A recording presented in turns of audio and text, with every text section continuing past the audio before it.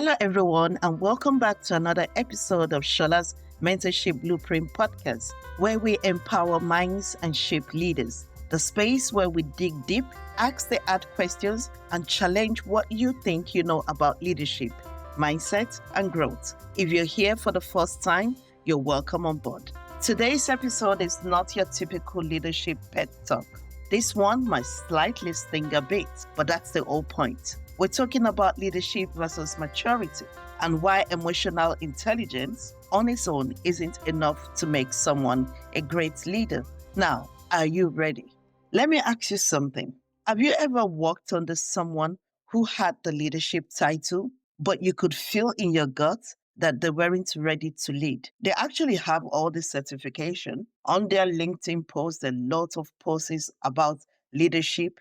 Maybe they've actually cried a little bit during that emotional intelligence workshop. But when the pressure was on, when someone in the team made a mistake, when a disagreement broke out, when someone challenged their idea, boom, the marks fell off.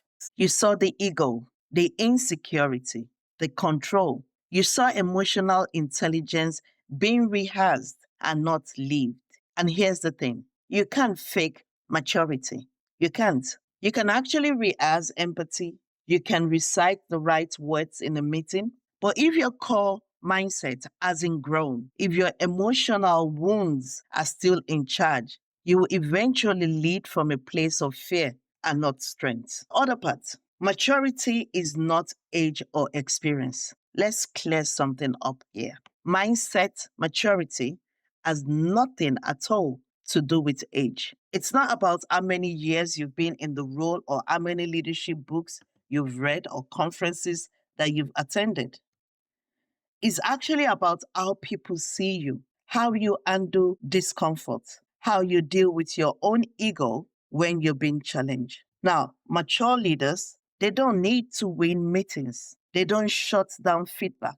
They don't take disagreement as disrespect, but instead, they ask, what am I missing here? Is there truth in actually what they're saying, even though I don't like the way it's being said? Am I reacting from a wound or responding from wisdom? I'll leave that to you for that to sink in. I have a question. How many leaders do you know who led from a wound? Now, the illusion of emotional intelligence. Listen, emotional intelligence is important. It's very important.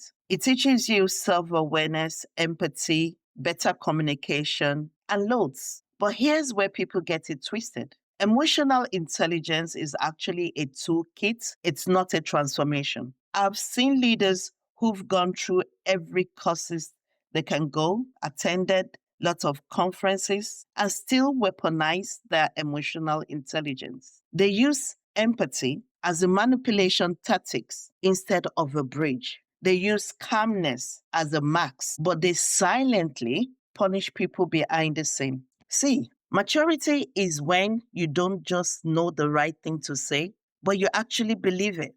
Maturity, it's when you don't just understand your team's struggles, but you actually feel responsible for creating a safe space for them to grow. And you can't fake that. People feel it. They know when you're actually leading them versus trying to control them with a smile. Now, I'll tell you what immature leadership looks like. Let me paint you a picture.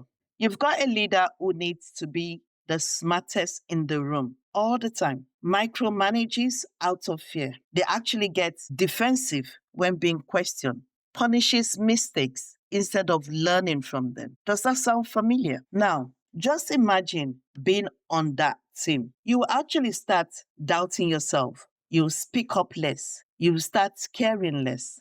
You do just enough not to get into trouble.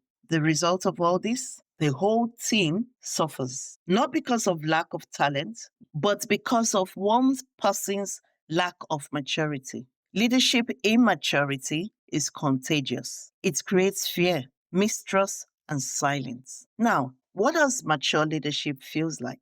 Now, let's flip it. You've got a leader who listens more than they speak, who takes accountability when they mess up, gives credit and takes blame, makes decision with the team, not over the team, has nothing to prove to anyone, but everything to build. You know, when I said earlier, gives credit and takes blame? Yes, they do. However, that does not mean they don't go back to the team to address the issue that has caused them to take the blame of something that has gone wrong. Now, imagine being in that team. You will feel safe in that team. You will actually want to bring ideas on board. You're not afraid to fail because failure is a lesson and not a crime that they paint it to be. Mature leadership unlocks potential. It actually does because it turns teams into families.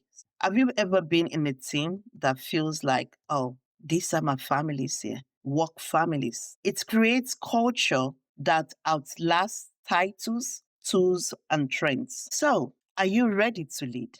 That's my question to you. If you're listening and you're in a leadership role or open to be, let me leave you with a question. Are you leading from maturity or performance? Do you check boxes to look emotionally intelligent? Or are you doing the inner work to grow in silence so you can lead in strength? Because real leadership doesn't start when others follow. It starts when you follow your own values, even when no one is watching. You don't need more courses to attend at all. What you need is more courage to confront your blind spots. What you need is to invite feedback that makes you uncomfortable, to admit when you don't know and ask for help.